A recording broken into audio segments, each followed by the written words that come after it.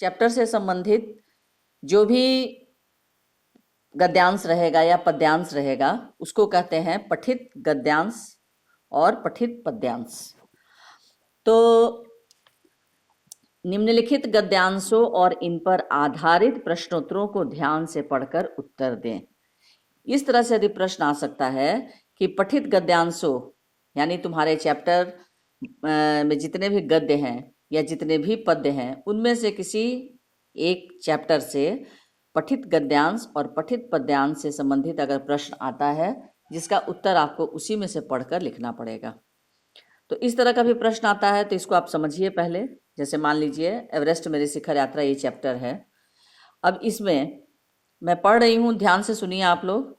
सबके सामने कॉपी और पेन होनी चाहिए, ठीक है? सब लोग लेकर बैठते हो ना? हाँ, हेलो, सबके सामने कॉपी और पेन रहती है ना? लेकर बैठते हो ना?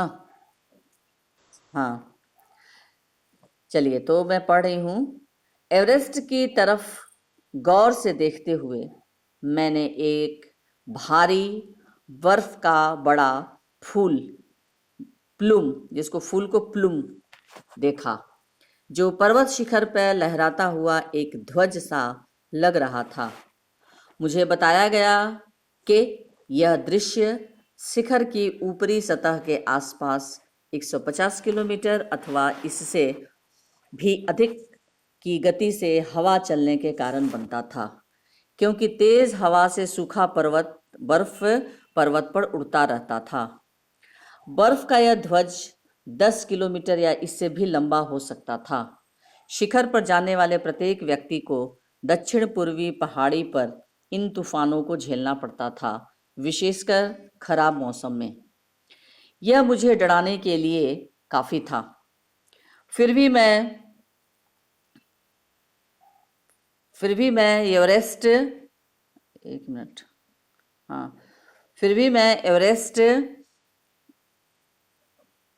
हाँ, खराब मौसम था, यह मुझे डराने के लिए काफी था। फिर भी मैं एवरेस्ट के प्रति विचित्र रूप से आकर्षित था और इसकी कठिनतम चुनौतियों का सामना करना चाहती थी। ये आपका पठित गद्यांश पृष्ठ संख्या 23 से है। आप लोग किताब खोलकर सामने बैठे हैं, पेज नंबर 23 में ये दिया हुआ है। विचित्र माने आश्चर्यजनक।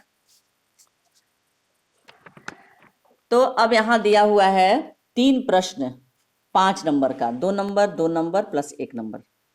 अब यहां पर दिया हुआ है एवरेस्ट की तरफ लेखिका को कौन सा बड़ा भारी फूल दिखाई दिया। चलिए किताब देखकर ही आप आंसर बताइए। जो ये एस्टेंजा जो दिया हुआ है ना, ये गद्यांश कि एवरेस्ट की तरफ ध्यान से गौर से देखते हुए यहां से लेकर इसकी कठिनतम चुनौतियों का सामना करना चाहती थी। पेज नंबर 23 में खोजिए इसको, ये पंक्ति कहाँ दिया हुआ है और वहीं से इसका आंसर बताइए कि क्या आंसर होगा। प्रश्न है कि एवरेस्ट की तरफ लेखिका को कौन सा बड़ा भारी प्लूम दिखाई दिया, बड़ा भारी फूल दिखाई दिया। प्लूम को फूल कहते हैं। हाँ, देख कर ही बोलो। हाँ हाँ हाँ हाँ हाँ हाँ हाँ हाँ, चलने के कारण, हाँ हाँ, चलने के कारण बना, हाँ, बनता है या बना था। हाँ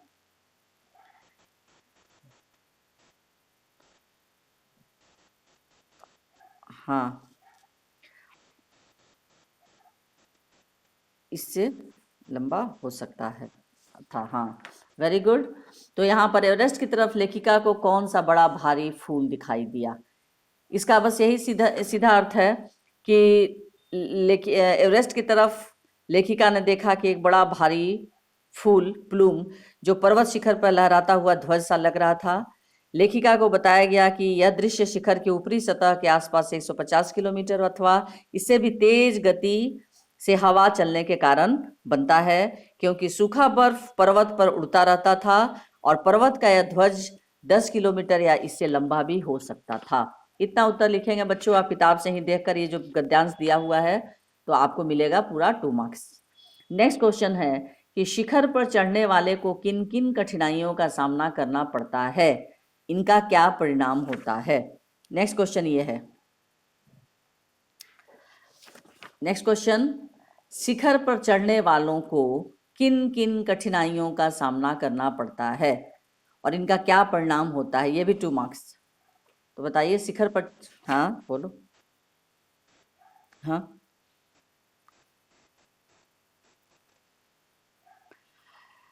यहाँ झेलना पड़ता था, विशेषकर खराब मौसम मौसम में। हाँ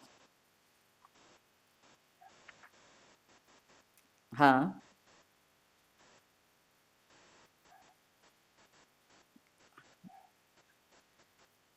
उनका सामना करना चाहती थी। हाँ, और इनका क्या परिणाम होता है, इसका आंसर आप ये भी लिखेंगे कि जो पर्वतारोही हिमालय पर्वत के शिखर पर चढ़ते, जैसे प्रश्न पूछ रहे आपसे, तो कुछ प्रश्न को आप लोग आंसर को अपने तरीके से भी लिख सकते हैं कि शिखर पर चढ़ने वाले को किन किन कठिनाइयों का सामना करना पड़ता है। ये जनरल, ये साधारण बात है कि शिखर पर आके जो व्यक्ति चढ़ते हैं उनको किन किन कठिनाइयों का सामना करना पड़ता है। तो सिंपल रूप से इसको लिखेंगे कि जो पर्वतारोही हिमालय पर्वत के शिखर पर चढ़ते हैं उन्हें खराब मौसम और बर्फ के तूफान का मुकाबला करना ही पड़ता है। और इसका फिर पूछा है प्रश्न कि इनका क्या परिणाम होता है।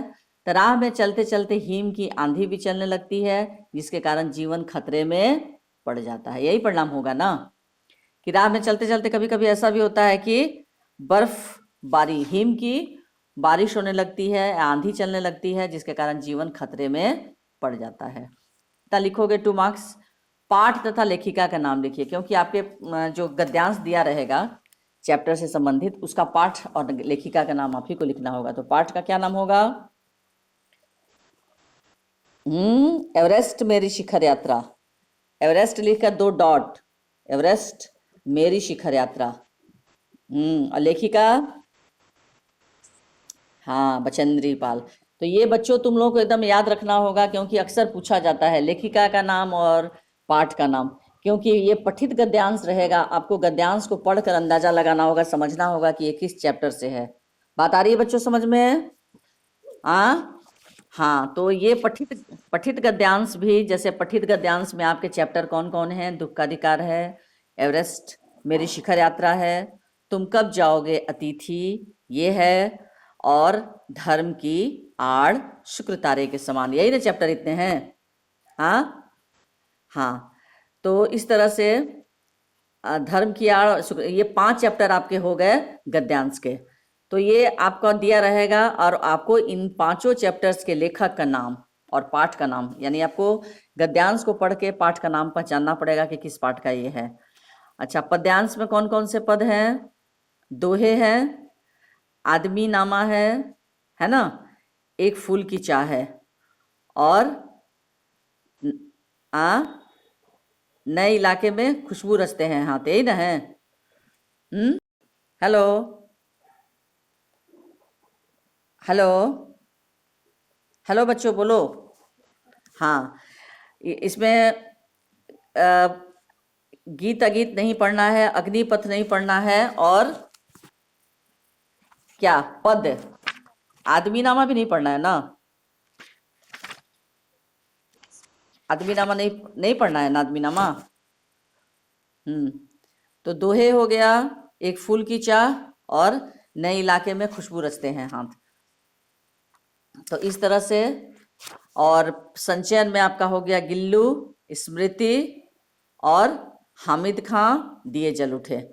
तो इस तरह से अपठित गद्यांश और पद्यांश में से जब भी आपको प्रश्न पूछा जाएगा तो आपको पाठ का नाम, लेखक का नाम एकदम कंठस्थ होना चाहिए।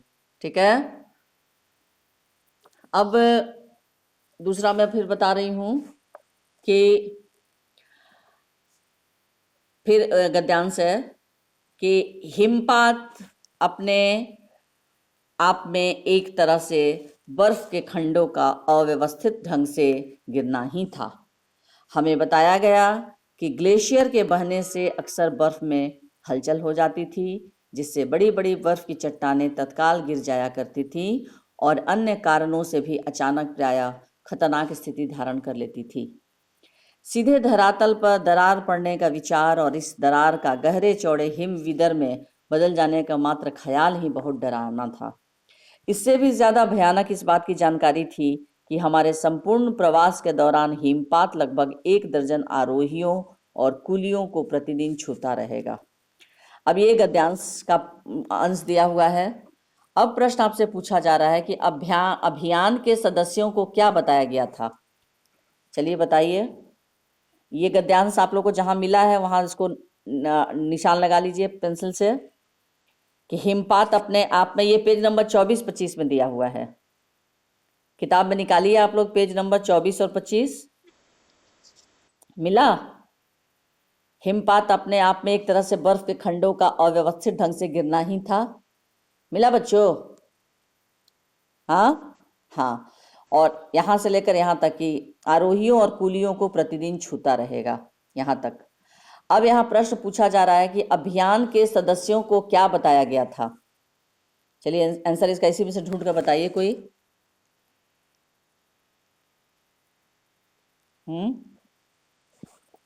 बताइए। जैसे प्रश्न पूछा जा रहा है उसी अनुसार बताइए कि अभियान के सदस्यों को क्या बताया गया था।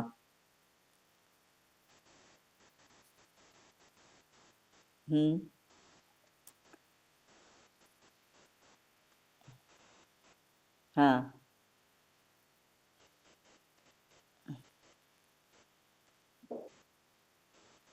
हाँ।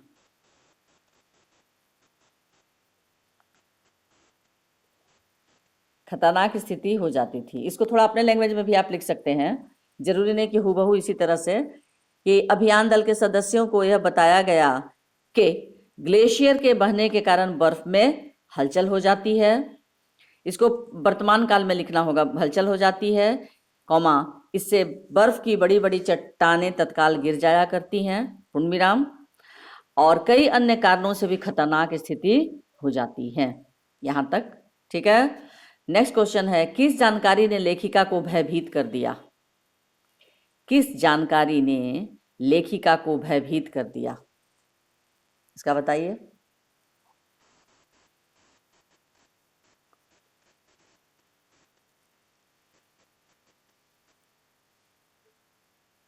हाँ, लेखिका को यह जानकारी मिली कि हिमपात के खतरे कोई अनहोनी नहीं है, यानी ये हिमपात जो है वो पहाड़ों पर होता ही रहता है। वे संपूर्ण यात्रा में इसी तरह बने रहेंगे। हिमपात और हिमखंड का गिरना लगातार होता रहेगा या जारी रहेगा, और सभी आरोहियों और कुलियों को हिमपात की कठिनाइयां सहनी ही होंगी। यानी उनको प्रतिदिन छूता रहेगा तो क्या होगा, उसका मतलब उसको बर्दाश्त भी तो करना होगा, सहनी ही होंगी। और पाठ और लेखिका का नाम एवरेस्ट मेरी शिखर यात्रा, लेखिका बचेंद्री पाल। तो इस तरह से बच्चों मैं तुम लोग को बताना चाह रही हूँ कि इसी तरह से ये पठित गद्यांश आ सकता है, और इस पठित गद्यांश का उत्तर आपको जो पोर्शन दिया रहेगा, जो गद्यांश, उसी में से ढूंढकर लिखना रहेगा। कर लोगे? हाँ सभी बच्चे बोलो, कर लोगे ना? हाँ, इसी तरह से पठित गद्यांश भी रहेगा और अपठित गद्यांश भी रहेगा, फिर अपठित पद्यांश भी रहेगा और पठित पद्यांश भी रहेगा, दोनों रहेगा। और आपको दोनों का उत्तर बहुत ध्यान पूर्वक पढ़कर समझकर उसका उत्तर लिखना होगा। तो इस तरह से बच्चों आपके पास जो भी किताबें हैं ग्रामर की, उसमें भी बहुत सारा दिया होगा, पठित गद्यांश, अपठित गद्यांश, अपठित पद्यांश, उसको आप पढ़ पढ़ के हल भी करते रहेंगे, क्योंकि प्रैक्टिस बनी रहेगी तभी आप कर पाओगे।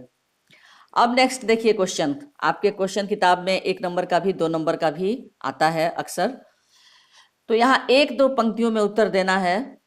ये प्रश्न छोटा छोटा आंसर आपको एकदम याद रखना होगा। जैसे 1 नंबर के लिए मैं पूछ रही हूँ, अग्रिम दल का नेतृत्व कौन कर रहा था, बताइए।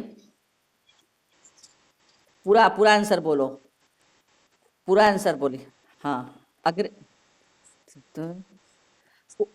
उपनेता, उपनेता प्रेमचंद, खाली प्रेमचंद नहीं बोलो, उपनेता, हाँ, कर रहे थे। नेक्स्ट क्वेश्चन है, लेखिका को सागर माथा नाम क्यों अच्छा लगा, बताइए। किताब से ही देखकर बताइए। हाँ, चलिए बताइए। मैंने लिखवाया भी है आप लोगों को, सबके पास लिखा हुआ आंसर, और कल मैंने बोल भी दिया था कि इस पाठ की रिवीजन करना है। लेखिका को सागर माथा नाम क्यों अच्छा लगा? तो सबसे तो आपको पहले बताना होगा सागर माथा का अर्थ क्या होता है। तो सागर माथा शब्द का अर्थ है सागर के माथे के समान, तथा एवरेस्ट को सागर माथा के नाम से जाना जाता है। यह एक स्थानीय नाम था, इसलिए लेखिका को यह नाम पसंद आया। एवरेस्ट को नेपाली भाषा में सागर माथा नाम से जाना जाता है। तो ये नाम है, लेखिका को सागर माथा नाम क्यों अच्छा लगा? तो सागर माथा नाम का अर्थ होता है सागर के माथे के समान, तथा एवरेस्ट को सागर माथा के नाम से जाना जाता है। और यह एक स्थानीय नाम था, इसलिए लेखिका को यह नाम पसंद आया। बात आई समझ में? और एवरेस्ट को नेपाली भाषा में सागर माथा नाम से जाना जाता है। ये बच्चों मैंने लिखवाया था, आप लोगों को लिखा हुआ होगा सबके पास। हाँ हाँ, तो आप लोग याद भी करते चलिए, याद नहीं करने से कैसे होगा। नेक्स्ट क्वेश्चन नंबर 3 है कि लेखिका को ध्वज जैसा क्या लगा? बताइए।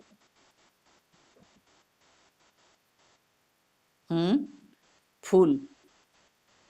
हाँ, जो शिखर पर लहराता एक ध्वज सा, या एक ध्वज के समान लग रहा था। हाँ, नेक्स्ट है हिमस्खलन से कितने लोगों की मृत्यु हुई और कितने घायल हुए? हाँ, बोलो। हिमस्खलन से कितने लोगों की मृत्यु हुई और कितने घायल हुए?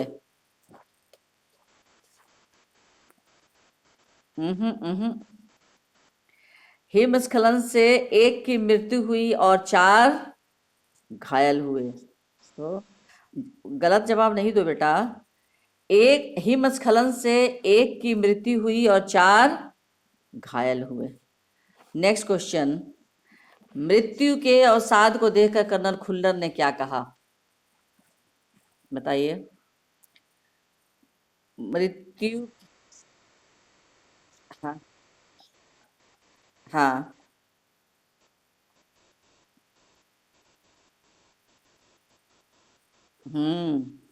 हाँ, एक शेरपा कुली की मृत्यु और 4 के घायल होने के कारण अभियान दल के सदस्यों के चेहरे पर अवसाद यानी उदासी और दुख के भाव देखकर कर्नल खुल्लर ने कहा कि एवरेस्ट जैसे महान अभियान, यानी आप अभियान कौन से किस अभियान में आए हैं? एवरेस्ट की चढ़ाई करने।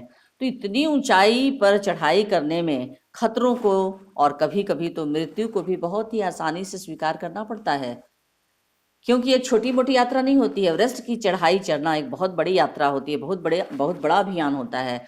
और इस अभियान में कर्नल खुल्लर के अनुसार ये छोटी छोटी बातें होती रहती हैं, और इसे हर आदमी को सहजता के साथ स्वीकार भी करना पड़ता है, क्योंकि इतना बड़ा अभियान और इतना जोखिम लेकर लोग चढ़ाई चढ़ते हैं।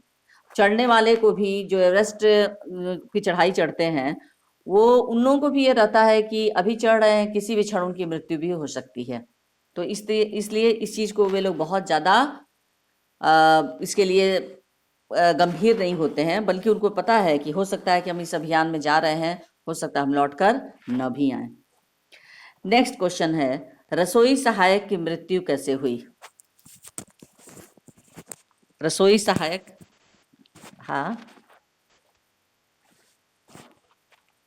बोलिए।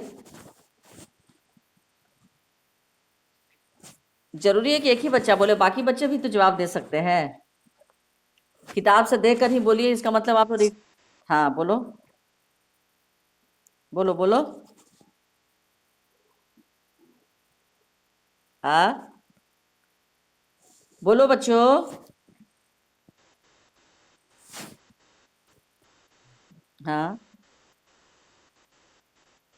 हाँ, एवरेस्ट शिखर पर चढ़ाई के दौरान जलवायु अनुकूल नहीं थी। हिमपात में अनियमित और अनिश्चित बदलावों के कारण रसोई सहायक की मृत्यु हो गई। यानी एवरेस्ट की शिखर की चढ़ाई के दौरान जलवायु जो था वो अनुकूल नहीं था, और हिमपात में अनियमित और अनिश्चित बदलावों के कारण ही रसोई सहायक की मृत्यु हो गई। नेक्स्ट क्वेश्चन है, कैंप 4 कहाँ और कब लगाया गया? कैंप 4 कहाँ और कब लगाया गया? बोलो। कैंप 4 कहाँ और कब लगाया गया? देख कर भी बोलने में तुम लोगों को परेशानी हो रही है बच्चों। देख कर तो एटलीस्ट बोलो जल्दी जल्दी। इसका मतलब तैयारी नहीं है आप लोगों की, बिल्कुल तैयारी नहीं है, और पढ़ाई घर में आप लोग नहीं कर रहे हैं। अब आपका दिसंबर महीना खत्म होने चला बच्चों। जनवरी फरवरी, बस यही 2 महीना मिला के आपके मार्च में फाइनल एग्जाम हो जाएंगे। समय कहाँ है आप लोगों के पास? आज 5 तारीख हो गया, 25-26 दिन रह गया दिसंबर महीने में, और उधर जनवरी फरवरी। थोड़ा सीरियस होइए आप लोग। साल भर से तो घर में ही बैठे हैं, ऑनलाइन पढ़ाई हो रही है, लेकिन ऑनलाइन पढ़ाई के बाद आप लोग ऑफलाइन तैयारी करें। रिवीजन करा रही हूँ, लेकिन रिवीजन में जवाब संतोषप्रद नहीं आ रहा है। सिंपल कि रसोई सहायक की मृत्यु कैसे हुई? एवरेस्ट शिखर पर चढ़ाई के दौरान जलवायु अनुकूल नहीं था। हिमपात में अनियमित और अनिश्चित बदलावों के कारण रसोई सहायक की मृत्यु हो गई। नेक्स्ट क्वेश्चन नंबर 7, कैंप 4 कहाँ और कब लगाया गया? कैंप 4 साउथ कोल में, हाँ हाँ, मीटर की ऊंचाई पर लगाया गया। प्रश्न पूछ रहा है कहाँ, तो कहाँ मतलब कैंप 4 साउथ कोल में, और कब? तो 29 अप्रैल को 7,900 मीटर की ऊंचाई पर लगाया गया था। नेक्स्ट क्वेश्चन, लेखिका ने शेरपा कुली को अपना परिचय किस तरह दिया? लेखिका ने शेरपा कुली को अपना परिचय किस तरह दिया? बोलो।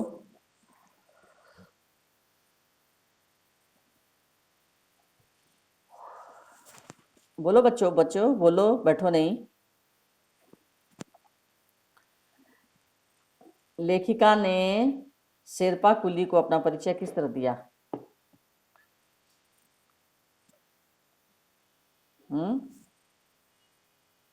बोलो।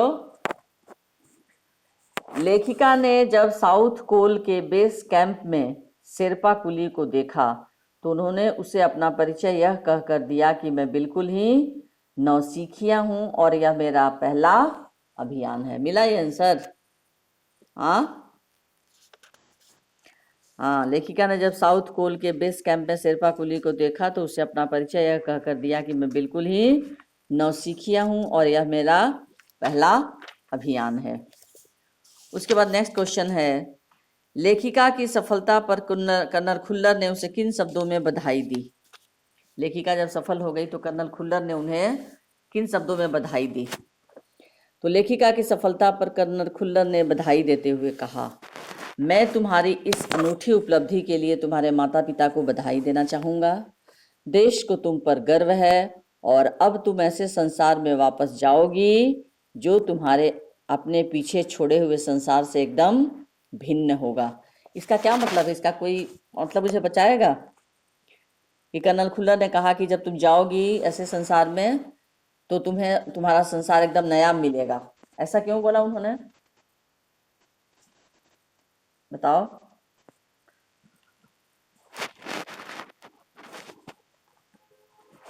ऐसा क्या अंतर हो गया? ये लेखिका तो वही थी, बचेंद्री पाल तो वही थी, लेकिन जब वो चढ़ाई चढ़ गई तो फिर कर्नल खुल्लर ने ऐसा क्यों कहा कि अब तुम जाओगी तो तुम्हारी दुनिया बिल्कुल अलग हो जाएगी? हाँ हाँ, जो पहली पहली पर्वतारोही बन गई थी बचेंद्री पाल, क्योंकि जिस समय वो शिखर पर चढ़ने आई थी एवरेस्ट पर, उस समय वो पर्वतारोही थी, लेकिन पूरी चढ़ाई अभी उन्होंने पूरी नहीं की थी, बल्कि वो चढ़ाई करने पहली बार आई थी। और उसके बाद उन्होंने चढ़ाई रच करके एक इतिहास रच दिया, यानी इससे पहले किसी अन्य महिला ने एवरेस्ट की चढ़ाई पूरी नहीं की थी। इसलिए लेखक ने कहा, कर्नल खुल्लर ने, कि इस अनूठी उपलब्धि के लिए मैं आप तुम्हारे माता पिता को भी बधाई देना चाहूँगा और देश को तुम पर गर्व है क्योंकि पहली महिला तुम हो देश की जो एवरेस्ट की चढ़ाई चढ़ चुकी हो। और अब तुम जो संसार अपने पीछे छोड़ कर गई थी, यानी तुम जाने से पहले जो संसार तुम्हारा था, जो दुनिया थी, वो बिल्कुल अलग थी। उस समय तुमको लोग नहीं पहचानते थे कि तुम एवरेस्ट पर चढ़ने वाली पहली लड़की बनोगी, पहली महिला बनोगी। लेकिन जब तुम चढ़ाई पूरी कर ली तो पूरा देश जो है वो तुम पर गर्व करने लगा। ठीक है, तो इस तरह से ये 1 नंबर और 2 नंबर के प्रश्न आपको कंठस्थ होने चाहिए बच्चों। इसका मतलब बोलने के बावजूद आप लोग पढ़ाई नहीं कर रहे हैं। तो मेरा क्या है, मैं तो मार्क्स काट दूंगी, आप लोग को समझा रही हूँ, लेकिन आप लोग नहीं समझने के लिए तैयार हैं तो फिर मार्क्स कटवाने के लिए तैयार रहेंगे। नजदीक से एवरेस्ट को देखकर लेखिका को कैसा लगा? नजदीक से एवरेस्ट को देखकर लेखिका को कैसा लगा? ये 25 से 30 शब्दों में उत्तर देना है। चलिए बताइए। 2 मार्क्स का अगर मान लीजिए आता है तो हाँ बोलो बोलो।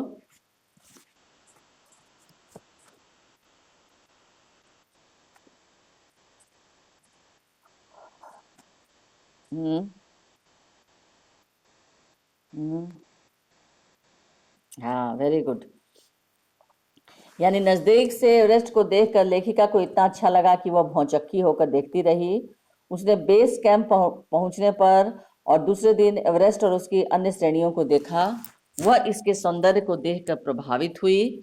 लोहोत्से और नुत्से की ऊंचाइयों से घिरी बर्फीली टेढ़ी मेढ़ी नदियों को निहारती रही। नेक्स्ट क्वेश्चन है, डॉक्टर मीनू मेहता ने क्या जानकारियां दी? बताओ।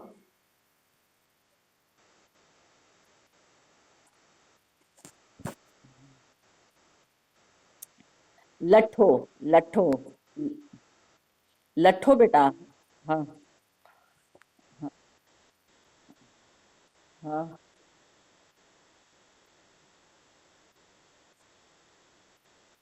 अभियांत्रिकी। हम्म। हाँ, किसी भी अनजान पथ पर जाते हुए यह जानकारी महत्वपूर्ण थी। पर्वतीय यात्रा से पूर्व तैयारी करनी पड़ती है। यदि विस्तृत जानकारी न हो तो रोमांचक यात्रा खतरनाक मोड़ ले सकती है। इसीलिए उन्होंने ये सारी जानकारियां दी कि किस तरह से पर्वत शिखर पर जब हम लोग जाते हैं तो अल्मुनियम की सीढ़ियों से अस्थायी पुल बनाना होता है, लट्ठों और रस्सियों का उपयोग करना होता है, बर्फ की आड़ी तिरछी दीवारों पर रस्सियों को किस तरह से बांधा जाता है, और अग्रिम दल के अभियांत्रिकी कार्यों के बारे में भी बहुत सारी जानकारी उनको दी गई। उसके बाद नेक्स्ट क्वेश्चन है, तेंग जिंग ने लेखिका की तारीफ में क्या कहा?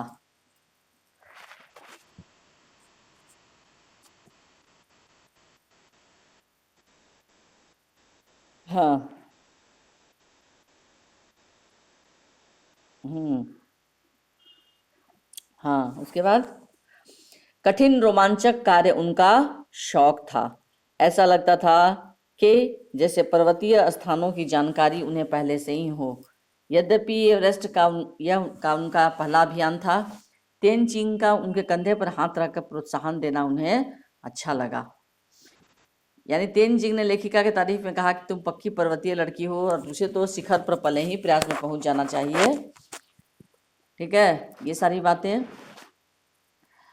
लेखिका को किनके साथ चढ़ाई करनी थी? Question number 4।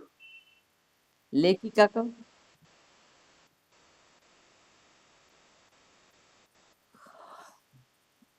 इसको थोड़ा और, लेखिका को लोपशांग, तशारिंग, एंडी शेरपा और 8 अन्य शरीर से मजबूत और ऊंचाइयों में रहने वाले शेरपाओं के साथ चढ़ाई करनी थी।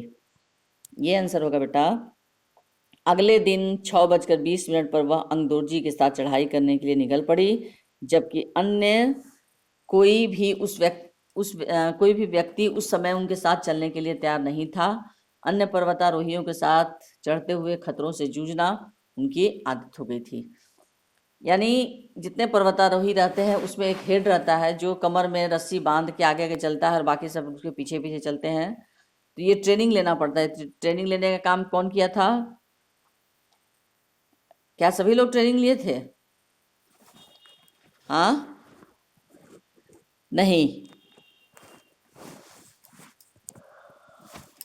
बोलो, क्या सारे लोग ट्रेनिंग लिए थे? नो। तो इसमें साउथ कोल पहुंच गई थी और बाद में 6:20 पर अंगदोर्जी के लिए चढ़ाई करने निकल पड़ी, और अन्य भी व्यक्ति उस समय उनके साथ चलने को कोई भी तैयार नहीं था। तो अन्य पर्वतारोहियों के साथ चढ़ते हुए खतरों से जूझना उनकी आदत हो गई थी। उसके बाद नेक्स्ट क्वेश्चन है, लोपसांग ने तंबू का रास्ता कैसे साफ किया?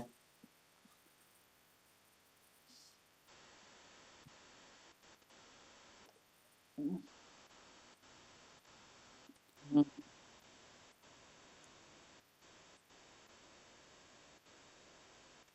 हम्म, हाँ, गुड। उसके बाद नेक्स्ट क्वेश्चन है, साउथ कोल कैंप पहुंचकर लेखिका ने अगले दिन की महत्वपूर्ण चढ़ाई की तैयारी कैसे शुरू की? बोलो, साउथ कोल कैंप पहुंचकर लेखिका ने अगले दिन की महत्वपूर्ण चढ़ाई की तैयारी कैसे शुरू की?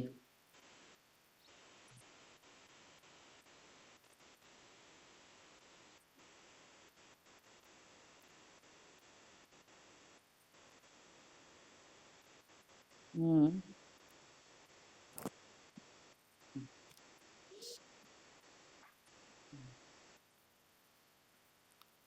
चाय में भरने के लिए नीचे उतर गई।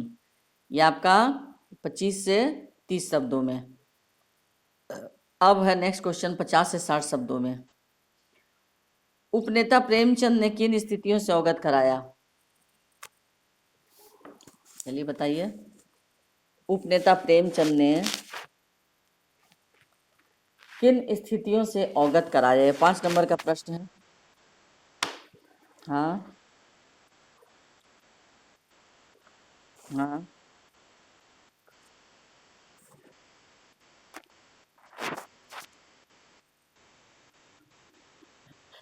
हाँ।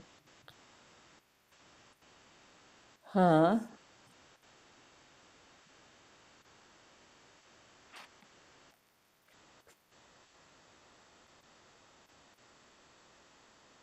हम्म।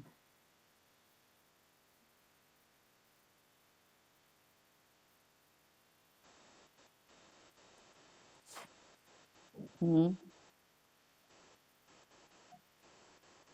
हम्म।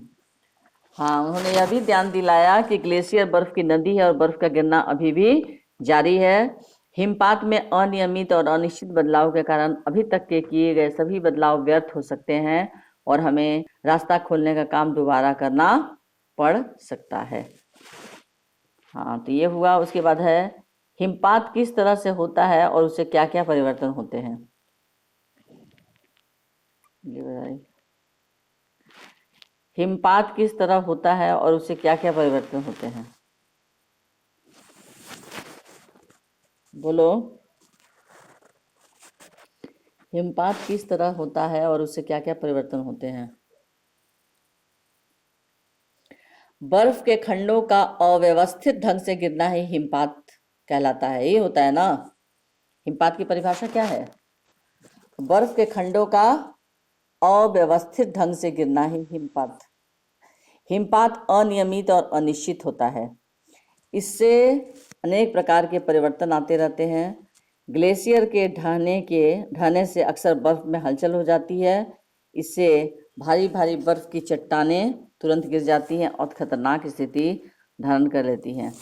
धरातल पर दरारें पड़ जाती हैं। ये दरारें अक्सर गहरी गहरी चौड़ी दरारों का रूप धारण कर लेती है। इस प्रकार पर्वतारोहियों की कठिनाइयाँ अधिक बढ़ जाती हैं। तो ये आपको पूरा लिखना है। उसके बाद है क्वेश्चन नंबर, लेखिका के तंबू में गिरे बर्फ पिंड का वर्णन किस तरह किया गया है? लेखिका के तंबू में गिरे बर्फ पिंड का। लेखिका गहरी। बोलो।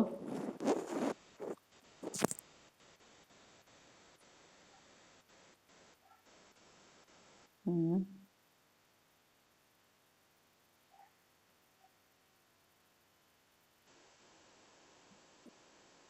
हम्म।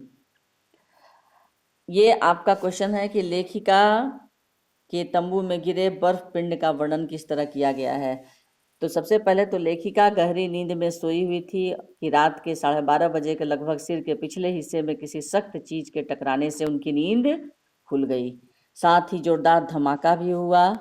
सांस लेने में कठिनाई होने लगी। एक लंबा बर्फ का पिंड कैंप के ठीक ऊपर लोहोत्से ग्लेशियर से टूटकर नीचे आ गिरा था। उसका विशाल हिमपुंज बन गया था। हिमखंडों, बर्फ के टुकड़ों तथा जमी हुई बर्फ के इस विशालकाय पुंज ने एक एक्सप्रेस गाड़ी की तेज गति और भीषण गर्जना को भी पीछे छोड़ दिया। कैंप नष्ट हो गया था। वास्तव में हर व्यक्ति को चोट लगी। यह एक आश्चर्य था कि किसी की मृत्यु नहीं हुई। ये सब बेटा 5 नंबर में प्रश्न आएंगे। नेक्स्ट है 5 नंबर, एवरेस्ट पर चढ़ने के लिए कुल कितने कैंप बनाए गए थे, उनका वर्णन कीजिए। एवरेस्ट पर चढ़ने के, हाँ नहीं बेटा, नहीं, हाँ 7 कैंप, 7। एवरेस्ट पर चढ़ने के लिए कुल 7 कैंप लगाए गए थे। आप लोग पेंसिल लेकर बैठिएगा। सबसे पहला था बेस कैंप, दिखा, सबसे पहला बेस कैंप। यह कैंप काठमांडू के शेरपा लैंड में लगाया गया। पर्वतीय दल के नेता कर्नल खुल्लर यहीं रहकर एक एक गतिविधि का संचालन कर रहे थे और उपनेता प्रेमचंद ने भी हिमपात संबंधी सभी कठिनाइयों का परिचय यहीं दिया, बेस कैंप में। उसके बाद आता है कैंप 1। यह हिमपात से 6000 मीटर की ऊंचाई पर था। यहाँ हिमपात से सामान उठाकर कैंप तक लाए जाने का अभ्यास किया गया। उसके बाद था कैंप 2। 16 मई प्रातः सभी लोग इस कैंप पर पहुंचे। जिस शेरपा की टांग टूट गई उसे स्ट्रेचर पर लेटाया गया था। हाँ, कैंप